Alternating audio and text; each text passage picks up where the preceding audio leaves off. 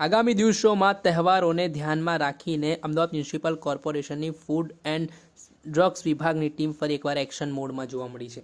ખાસ કરીને તહેવારોના સમયે મનોરંજનના દિવસે લોકો છે તે તહેવારોને હર્ષોલ્લાસ સાથે માણતા હોય છે અને ત્યારબાદ રાત્રિ દરમિયાન અલગ અલગ રેસ્ટોરન્ટમાં જમવા માટે પણ જતા હોય છે. ત્યારે તેમની સુરક્ષા, તેમના સ્વાસ્થ્યને લઈને પણ હવે આ દિવસોમાં અમદાવાદ મ્યુનિસિપલ કોર્પોરેશનની ટીમ છે તે કામગીરી કરતી હોય તેવું દેખાઈ રહ્યું છે. ત્યારે આજે અમદાવાદના મણિનગર વિસ્તાર ખાતે આવેલા લિજ્જત ખમણમાં આજે ફૂડ એન્ડ સેફ્ટી વિભાગની ટીમ દ્વારા આજે વાનગીઓ છે તેના નમૂના લેવામાં આવ્યા હતા અને તેમને FSL માટે લેબોરેટરીમાં મોકલવામાં આવે છે.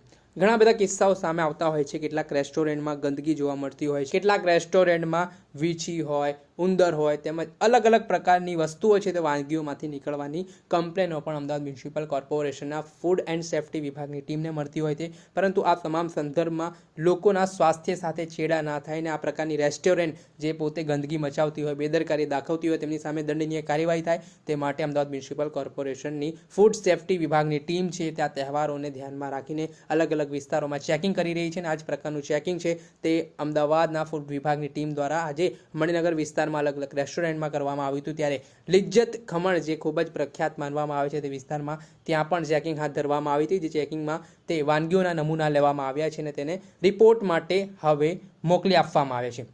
આજે અમદાવાદ મ્યુનિસિપલ કોર્પોરેશનના ફૂડ ડિપાર્ટમેન્ટ દ્વારા મકર સંક્રાંતિને અનુલક્ષીને ઊંધિયું જલેબી જે બનાવવાના મેન્યુફેક્ચર યુનિટ છે એ હાલ ચેકિંગ કરવાની કામગીરી ચાલુ છે. આજે અલગ અલગ ઝોનમાં 15 જેટલી જગ્યા ચેક કરવામાં આવી છે. ઊંધિયું જલેબી તેમજ રો મટીરિયલ્સના નમૂના લઈને લેબોરેટરીમાં ટેસ્ટિંગ માટે મોકલી આપવામાં આવ્યા છે. આવી કેટલા દિવસ અત્યારે રહેશે ચેકિંગ? આ મકર સંક્રાંતિના દિવસ સુધી આ ચેકિંગની કાર્યવાહી ચાલુ રાખવામાં આવશે.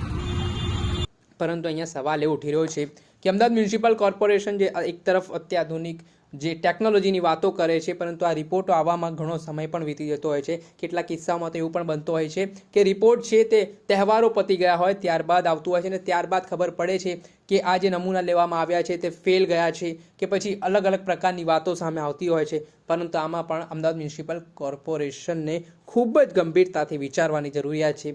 અત્યાધુનિકના જે ટેકનોલોજીના દાવા થાય છે તો તે મુજબ તાત્કાલિક આમાં રિઝલ્ટ મળી શકે, 1-2 દિવસમાં આ રિપોર્ટ આવી શકે તે વિચારવાની જરૂરિયાત છે. તેના કારણે ખરેખર એ વસ્તુ અખાદ્ય હોય તો તે પહેલાં ખાતા લોકો ચેતી શકે. પરંતુ જોવાનું રહ્યું કે હવે લિજ્જત જે રેસ્ટોરન્ટ છે, ખમણ તેમજ અલગ અલગ પ્રકારની જે વાનગીઓ ત્યાં મળે છે ત્યારે તે નમૂના છે તે કોર્પોરેશને લીધા છે ત્યારે રિપોર્ટમાં શું થાય છે. દર્શક મિત્રો, એન કવરેજ ન્યૂઝને આપ લાઇક કરી લો, સબસ્ક્રાઇબ કરી લો અને શેર કરવાનું ભૂલતા નહીં.